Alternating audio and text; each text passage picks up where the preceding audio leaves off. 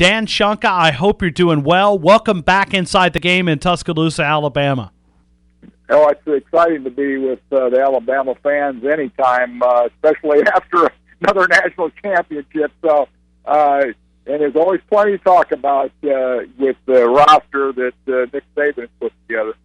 Dan, you have a lot of years of experience, and I'm just going to ask you this as maybe a generic question, but when you look at this defense and this defensive front, have you ever covered a team, just one team, that had as much talent on the defensive front as this one did?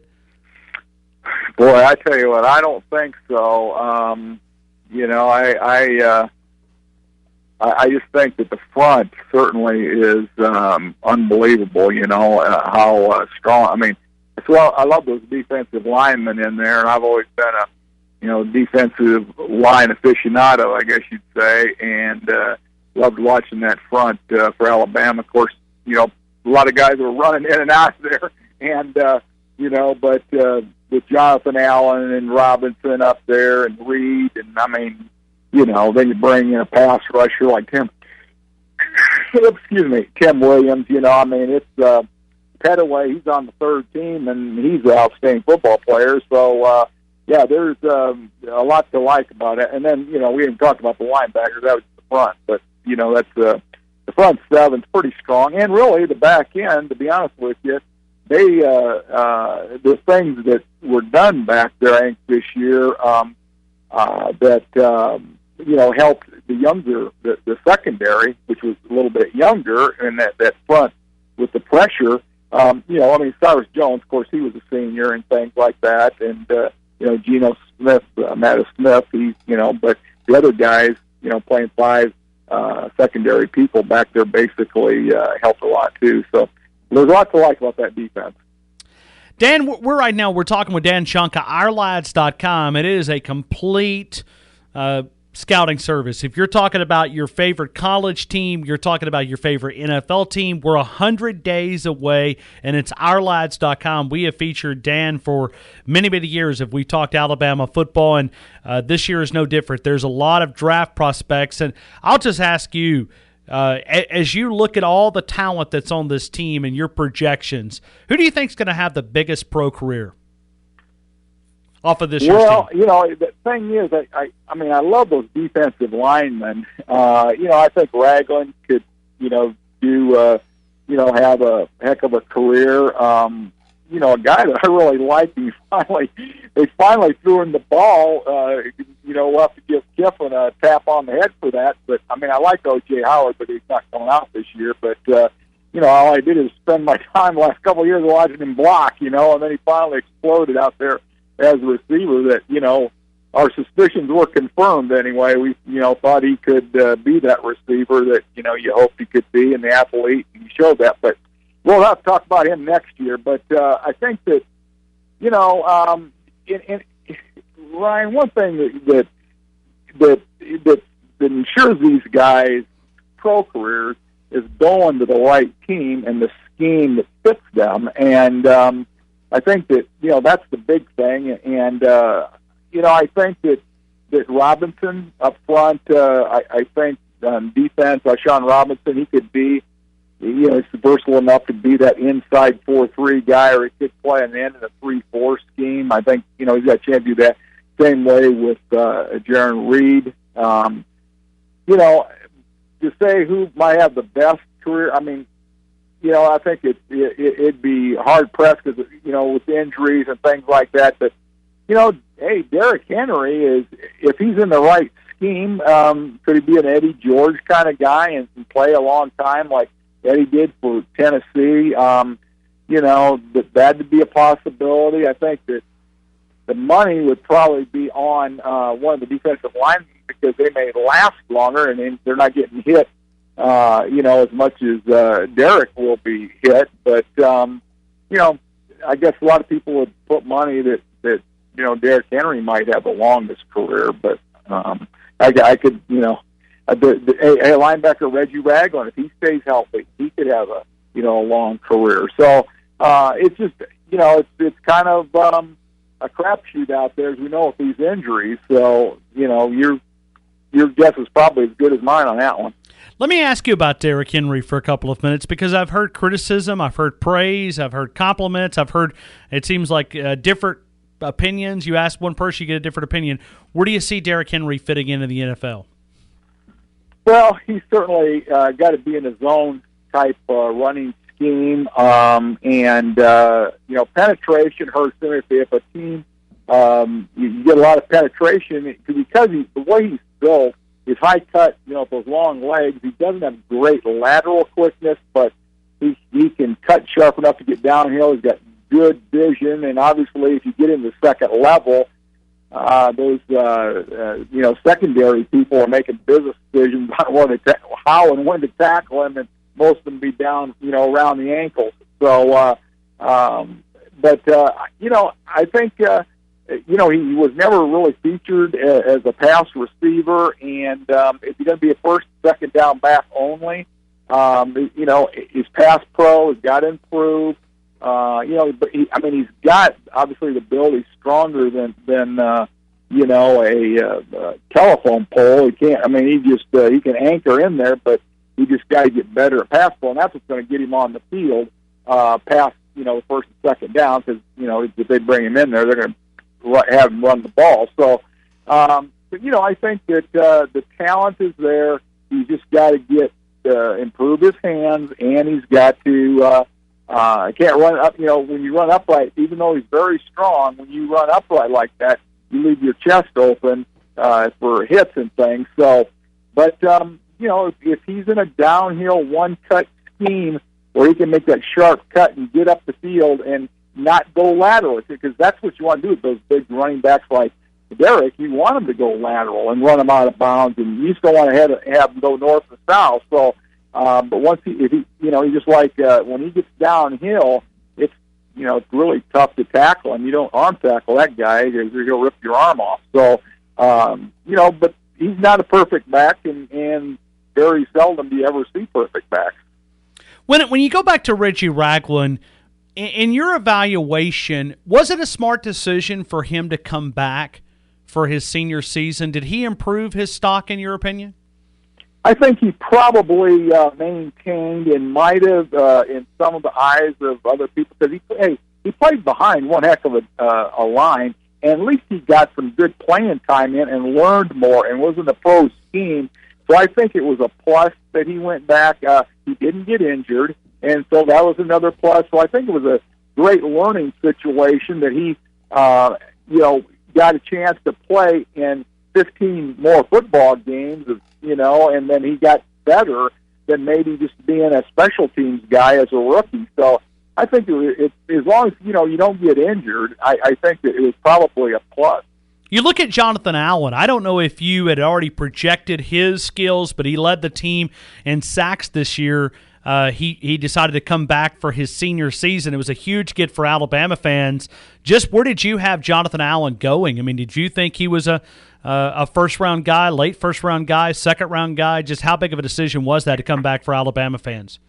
Yeah, no, I tell you what, we really liked him. He was one of our favorite guys, to be honest with you, one of our favorite, defensive linemen. And so we had him. We could have easily seen him go in the first round. You want those pass rushers. You want guys that go in the first round as defensive linemen. You want guys that can be disruptive and affect the quarterback in a way where it's going to help turn to try to shut down that offense for you. And we thought Jonathan was in that group of, the Bosa, and then you had Buckner out of Oregon, and Oba from Oklahoma State, and Shaq Lawson, who the Alabama fans saw at Clemson. We saw him in that group of guys. Bullard from Florida, there was some excellent. Now the thing is about him coming back, as long as he stays healthy, all those other guys we talked about are gone, so he kind of moves to the head of the class and in that group. So. He may be the top guy. He may go, say in the middle of the first round or earlier if he has a great year, as opposed to, say, maybe in the bottom, third of the first round. When you start looking at other players, I want to ask you about Jacob Coker. Do you think he has a chance to play at the next level? Well, I think he's going to be in somebody's camp. He certainly took steps this year to kind of show what people thought he could do. But he's going to have to spend time in the off season and work and get better. I think that he's got some native ability to be an NFL-type quarterback. But I want to tell you, Tom Brady kind of looked like that when he came out of school. You know what I mean? He was kind of a lanky guy, and but Tom paid the price to be a great quarterback, and he worked in the off season with his own private, quarterback coach, and he did everything he could to get better, get stronger, and then else. Coker does that. I'd say yes, he has a chance, but if he doesn't want to pay the price to be a great NFL quarterback, then no, he won't have that chance. So it's going to be all up to him how good he wants to be, and then you're going to get a chance probably. I mean, he'll go to camp, but with the way the NFL quarterbacks get banged up and are out for, most of them are out for a game or two, you're going to get a chance to get in there and play and show what you can do. So you want to be prepared when your chance comes and get on the field and show what you can do. So, I mean, he's got a lot of plus things going for him, but everybody that comes in the league has got to get better. You either get better or you get worse, depending on how hard you work, and, so it's going to be up to him. Dan, I know I got you on to talk about the current guys, but I'm curious if you might have an opinion on A.J. McCarron at Cincinnati. He's a friend of our program, and I know him from his playing days here at the University of Alabama, so I'm biased. So I just wanted to see if I could slip in a question about A.J. McCarron. The guy works extremely hard in the offseason. He's got a huge work ethic. Did he show you enough in some of those games when Andy Dalton went down that maybe he could be a starting quarterback in the NFL? Yeah, I think so. I think he did make really good strides. He was injured early and things, but he did make some strides, and I think that he showed what he could do. In fact, they'd have won that game, if it wasn't a couple of dunderheads and making some bad mistakes.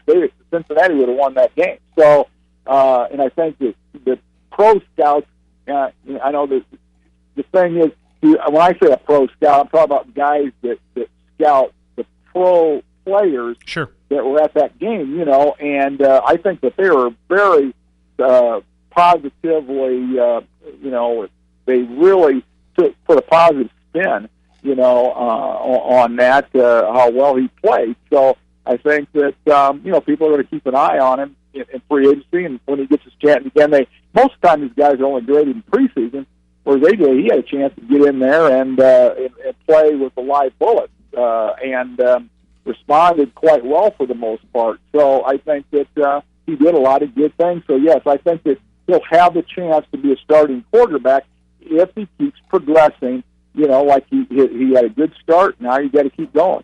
I know he's working with Dr. Tom House out in San Diego, and he's still got a quarterback coach down in Mobile that he works with. But he's a guy that even though football ended a couple of weeks ago, I can bet you somewhere, some way, A.J. McCarron's in a gym today, yesterday, and tomorrow working to get better. That's just his mentality. And he has that you cannot measure at a combine. He knows how to win. I mean, he's a guy that if I needed a quarterback in the final 2 minutes in a college game and needed to drive down the field, I'll take him in a heartbeat. Well, I tell you what, he proved it. Like I said, he could have led Cincinnati to the win there if it wasn't for, a couple people that had track records of being boneheads, you know what I mean? And they cost the teammates a win by stupidity. So it's a shame, but, you go, hey, you win as a team, you lose as a team, and sometimes it's not pretty. No doubt. Hey, Dan, you evaluate talent. Is there a difference between a Nick Saban player that came through this system, and I don't want to point out any of the other coaches that are around college football, but can you see the difference between a Nick Saban groomed player?